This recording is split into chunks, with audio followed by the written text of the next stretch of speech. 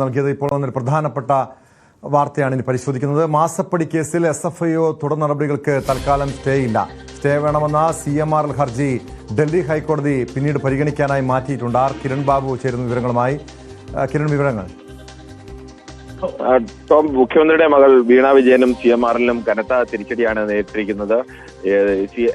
SFIOയുടെ അന്വേഷണത്തിൽ തുടർ നടപടികൾ പാടില്ലെന്നും അത് സ്റ്റേ ചെയ്യണം എന്നാവശ്യപ്പെട്ടുകൊണ്ടാണ് CMRL ഡൽഹി ഹൈക്കോടതിയെ സമീപിച്ചത്. നേരത്തെ സമീപിച്ചതായിരുന്നു. ഇന്ന് ആ കേസ് പരിഗണിക്കുമ്പോൾ കുറ്റപത്രം നേരത്തെ നൽകിയതുകൊണ്ട്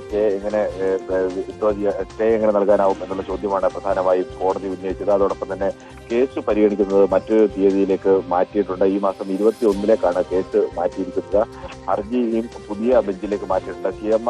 CMRLാണ് ഈ ഹർജി നേരത്തെ നൽകിയത്. നടപടികൾ തെറ്റായ നടപടികളാണ്, അതുകൊണ്ട് തന്നെ ഈ നടപടികൾ പിൻവലിക്കണം, കേസ് പിൻവലിക്കണം എന്നാവശ്യപ്പെട്ടുകൊണ്ടാണ് ഹൈക്കോടതിയിൽ ഹർജി നൽകിയത്.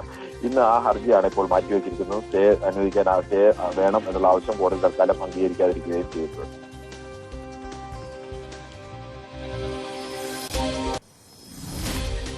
കിരൺ ബാബു, അതോടൊപ്പം എന്തായാലും ഒരു വശത്ത് SFIOയുടെ അന്വേഷണം നടക്കുന്നുണ്ട്. വീണ വിജയനെ പ്രതിയാക്കി അതിൻ്റെ നടപടികളുമായി മുന്നോട്ട് പോകുന്നുണ്ട്. തൽക്കാലത്തേക്ക് അവരുടെ അറസ്റ്റോ മറ്റ് നടപടികളോ വേണ്ട എന്ന ഒരു നിലപാടിൽ തന്നെയാണ് SFI മുന്നോട്ട് പോകുന്നത്. പക്ഷെ അതേസമയം തന്നെ എൻഫോഴ്സ്മെന്റ് ഡയറക്ടറേറ്റും വീണയ്ക്കെതിരായ തെളിവുകൾ ശേഖരിച്ചിട്ടുണ്ട്. അത് വിലയിരുത്തി എൻഫോഴ്സ്മെന്റ് ഡയറക്ടറേറ്റും അന്വേഷണം മുന്നോട്ട് പോകുന്നു. ഈ കള്ളപ്പണ നിരോധന നിയമപ്രകാരം നടപടിയെടുക്കാമെന്ന് ആണ് EDയുടെ ഒരു വിലയിരുത്തലുള്ളത്.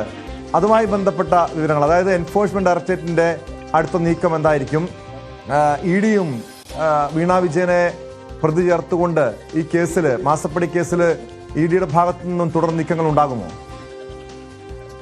SFIO ഈ കേസ് എടുത്ത സമയത്ത് തന്നെ ED അതിന്റെ വിവരങ്ങൾ ശേഖരിക്കാറുണ്ട്. സാധാരണഗതിയിൽ SFIO ഇത്തരം സാമ്പത്തിക കുറ്റകൃത്യങ്ങൾ നടക്കുന്ന സമയത്തൊക്കെ അതിന്റെ പ്രധാനപ്പെട്ട വിഷയങ്ങൾ ED ശേഖരിക്കാറുണ്ട്. അത്തരത്തിലേക്കുള്ള റിപ്പോർട്ടുകൾ EDയുടെ ഭാഗത്തുണ്ട്.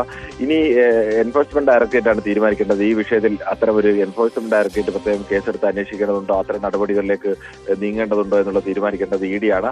സ്വാഭാവിക നടപടിയാണ് ഇത്തരത്തിലേക്കുള്ള SFIOയുടെ കേസുകൾ വരുമ്പോൾ അത്തരം കേസുകളുടെ വിവരങ്ങൾ എടുക്കുകയും പരിശോധന നടത്തുകയും ചെയ്യുക എന്നുള്ളത്.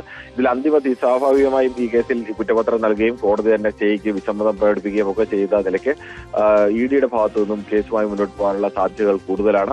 പക്ഷെ അതിന് ഔദ്യോഗികമായ ഏതെങ്കിലും ഒരു സ്ഥിരീകരണം EDയുടെ ഭാഗത്തു നിന്ന് അല്ലെങ്കിൽ വിശദീകരണമോ സ്ഥിരീകരണമോ ഏതെങ്കിലും ഒരു ഭാഗത്തു നിന്ന് ഇതുവരെയും വന്നിട്ടില്ല.